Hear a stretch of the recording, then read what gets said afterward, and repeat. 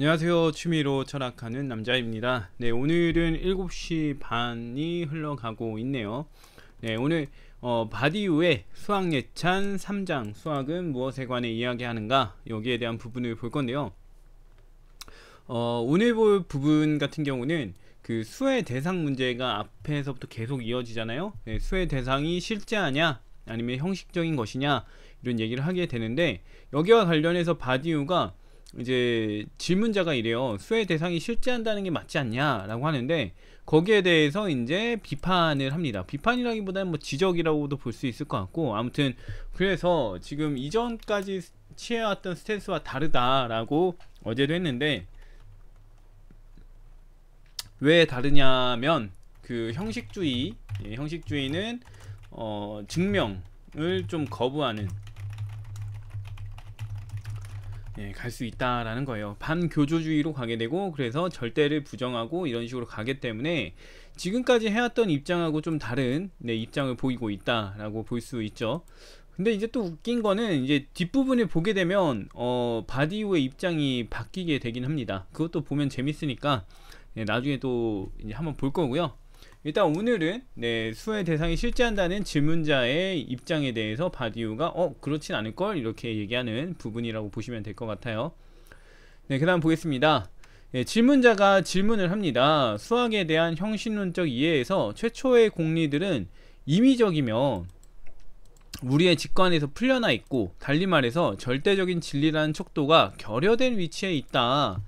이 형식론적 이해라는 거는 형식주의죠. 형식주의에서는 지금 공리들이 임의적이다. 왜냐면은 수라는 체계 자체가 그냥 형식일 뿐이고 인간들이 합의한 내용일 뿐이고, 그렇기 때문에 임의적이다. 우리가 만든 체계는 임의적이다 라고 얘기하는 거고, 그 다음에 우리가 임의로 만든 그런 기호를 바탕으로 이제 수학이 구성이 되어져 있으니까 이게 실제 우리가 관찰할 수 있는 어떤 대상을 놓고 만들어진 게 아니다라는 거죠. 그래서 실제성이 결여돼 있다, 직관에서 풀려나 있다, 이런 식으로 얘기가 나오는 겁니다. 그 다음 보면은 절대적인 진리라는 척도가 결여된 위치에 있다. 절대적인 진리를 이제 거부했죠. 앞서서 유클리드 기하학이 있었는데, 그 유클리드 기하학을 절대성을 이제 훼손시키면서 비유클리드 기하학이 나타났고, 이제 그로 인해서 유클리드 기하학의 절대성이 이제 무너졌다, 이렇게 얘기를 하게 되는데, 누차 얘기를 했지만 유클리드 기하학은 여전히 절대적인데, 비유클리드 기하학으로 인해서 절대적인 그 공리가 여러 개 더 생긴 상황이 돼버렸다, 이렇게 이제 제가 얘기를 하긴 했습니다. 아무튼 그 내용을 말하고 있어요. 그래서 형식주의라는 거 보게 되면은 체계를 좀 허물고, 그 다음에 직관적이지도 않고, 그 다음에 이제 수라는 게 절대적인 게 없다라는 걸로 보이는데, 이는 적절해 보이지 않는다. 형식주의의 입장은 진리를 부정하는데 문제가 있어 보인다 라고 얘기를 하는 거예요. 그래서 하는 얘기가 뭐냐면, 어떤 임의적인 정의, 그러니까 이건 형식이죠. 어떤 형식이나 기호가 자연수 같은 수학적인 대상을 만들어낸다고 할 수 있을까, 이거예요. 어떤 우리가 기호라는 걸 부여했을 때, 뭐 이런 기호를 부여했을 때 이걸 만듦으로 해가지고 수라는 게 생긴 거냐 라는 질문을 하는 거죠. 그래서 기호가 있어서 수가 있는 게 맞냐 라는 얘기합니다. 근데 이게 당연히 이제 수적인 뭔가가 있기 때문에 기호가 그걸 대신하게 된 거죠. 기호가 먼저 있고 그 다음에 어떤 가리키는 것이 나타나진 않으니까요. 우리가 뭔가 표현하고 싶은 대상이 있어야 그 표현할 수 있는 기호를 가져오는 거니까 이건 순서상 맞지가 않죠. 그러니까 문제가 있다라고 하는 질문자가 옳은 질문을 했다라고 볼 수 있죠. 다음 보겠습니다. 자연수가 선존하고 우리가 공리들로 표현하고 형식화할 필연적인 속성들을 가지고 있는 건 아닐까요? 라고 합니다. 이제 같은 내용이에요. 이제 지금 수학적 대상이라는 게 결국에는 이제 어떤 수치적인 건데, 이 수치적인 그 자연물, 어떤 수치적인 특징을 가지고 있는 거를 가리켜서 자연수라고 얘기를 하는 거고요. 자연적인 어떤 그 수적 표현이 가능한 존재가 선존한다, 먼저 존재한다. 어떤 대상, 우리가 숫자로 수를 표현하는 기호로 표현하고 싶은 대상이 먼저 존재한다 라는 거죠. 그리고 우리가 공리들로 표현하고 형식화할 필연적인 속성들을 가지고 있는 거 아니냐, 이 자연 그 수적으로 표현할 수 있는 어떤 것이 수적인 특징도 가지고 있는 거 아닙니까 라는 거죠. 그리고 이 수학이 숫자라는 기호가 이 대상을 이제 지칭하기도 하고, 그리고 이 대상이 지닌 그 특징을 숫자로 표현할 수도 있는 거 아니냐, 이렇게 얘기를 하는 겁니다. 그리고 이제 그래서 수적인 것이 있고 그것을 나타내는 형식이나 기호가 있는 거 아니냐, 형식이 먼저 있는 게 아니지 않냐, 이 얘기를 하는 거죠.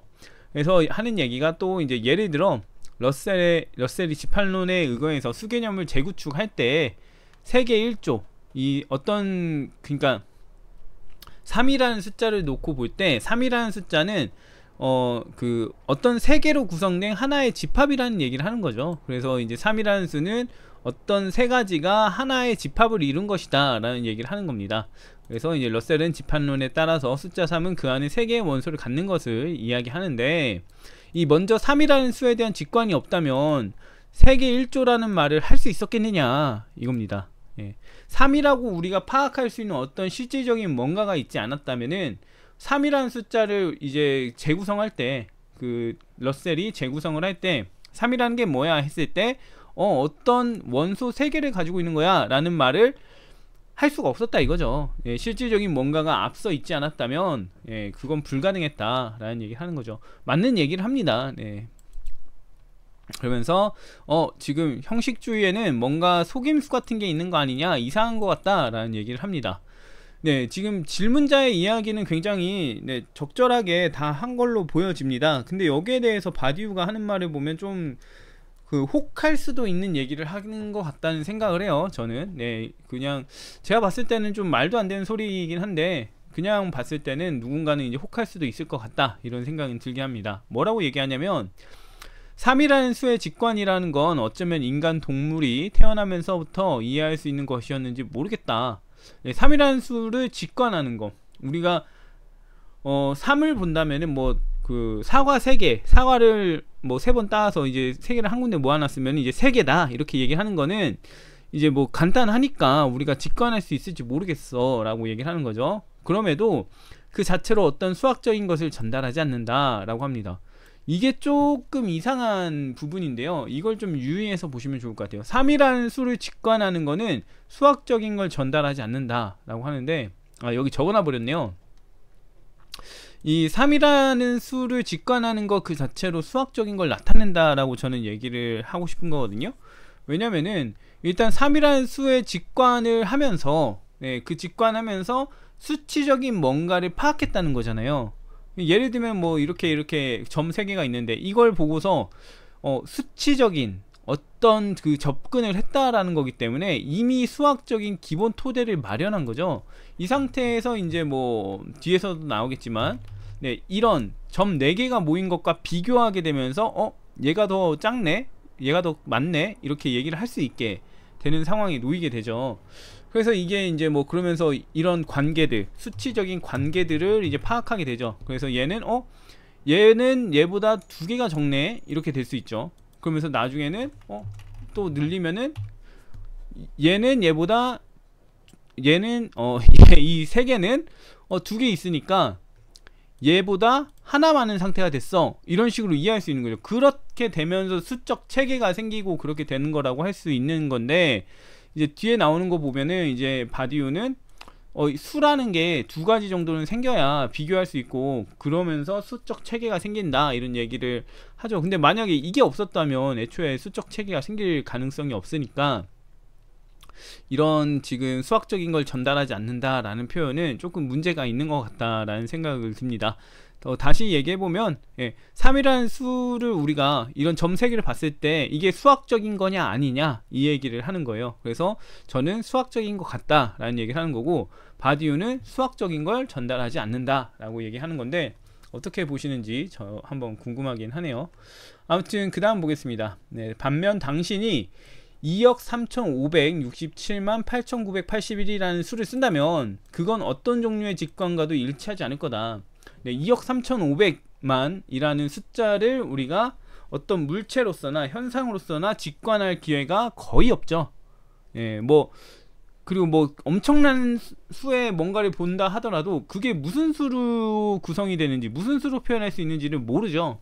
그러니까 이게 이 정도의 수를 보게 되면은 우리가 직관적으로 떠올리기도 어렵고 파악하기도 어렵고 어렵다 이 얘기를 하는 걸로 보입니다. 근데 이게 문제가 뭐냐면은 직관이라는 표현 자체로 봤을 때 지금 얘기하는 거 여기 보게 되면 그건데 실제로 그 대상을 본다는 듯한 뉘앙스로 말하고 있어요. 네, 실제로 그 대상을 본다. 2억 3,500만 이거를 직관할 수 있냐? 못하죠. 어떻게 할 수 있을지 잘 모르겠어요. 이걸 구성하는 수가 맞다는 거를 파악하는데도 한 세월 걸릴 것 같고 못할 것 같습니다. 근데 문제는 지금 이 실제주의자들 실제주의자들이 수의 대상은 실제로 존재해 라고 말한 거는 직접적인 관측이 가능하기 때문만을 말하는 건 아니란 말이에요. 이제 나중에 이제 바디우도 이런 얘기를 긍정합니다. 네, 이 직접적인 관측을 두고서 실제주의를 말하는 게 아니기 때문에 지금 이 숫자를 어떤 사물이나 물체를 통해서 직관할 수 있어? 해보면은 안 되잖아. 이런 식으로 말하면서 이 질문자의 입장을 반박해서는 안 됐다라는 거죠. 그래서 지금 뭔가 억지를 약간 쓰는 느낌이 듭니다. 제가 봤을 때 이 말을 하는 것부터가 억지를 좀 쓴다 이런 느낌이 들고요. 뭔가 이 질문자의 말에 쉽게 동의하고 싶지 않았던 것 같아요. 예, 그래서 자꾸 이런 헛소리를 하는 것 같은 느낌이 드는데 아무튼 그렇습니다. 그 다음 볼게요. 그것이 의미하는 것은 당신이 그 수를 2억 3,500만 그 다음에 땡땡땡 2와 직관적으로 구별할 수 있다는 사실 외에는 아무것도 없습니다. 그러니까 981과 982를 우리가 봤을 때 이거는 직관적으로 파악하기 어렵고 그냥 이 숫자 둘이 뭔가 끝이 다르다 라는 것만 이제 파악할 수 있다는 거죠. 그리고 이제 또 여기서 쓰기에 관한 것이 아니라면 우리는 이것만 파악할 수 있다. 둘이 다르다는 것만 파악할 수 있다. 이건데 이 쓰기에 관한 거라면 이 형태적인 면을 말하는 것 같아요. 수학적인 면이 아니라 마지막 형태가 다르잖아. 이렇게 이제 그런 것만 있다. 추가적으로. 근데 그래서 이제 우리가 파악할 수 있는 거는 두 숫자가 일치하지 않는다 라는 걸 파악할 수 있다는 얘기를 하는 걸로 보입니다. 그런데 무엇을 쓸까요? 바로 거기에 모든 질문이 있어요. 당신이 2억 3,567만 8,982가 2억 3,567만 8,981이라는 수를 후계하는 수라고, 이게 연속적으로 이어지는 수다라고 한다면 여기서 수학적 사고가 희미하게 나타난다라고 합니다. 이제 뭐라 그러죠? 이거를 수열이라고 하네요. 수열. 이 수열을 인식하게 된다라는 건데 이 숫자 자체 1이라는 숫자 자체도 인식하는 순간 수학적 사고가 생기는 거죠. 아, 이게 1이구나 2구나 3이구나. 이게 어떻게 수학적 사고가 아니라고 할 수 있을까요? 연산을 위한 기초적인 거긴 하지만 그래도 그게 수학적 사고라고 해야 맞을 것 같은데 저는 동의를 잘 못하겠어요. 이제서야 이 두 가지의 수가 나타났을 때에서야 우리는 수학적 사고가 희미하게 나타난다.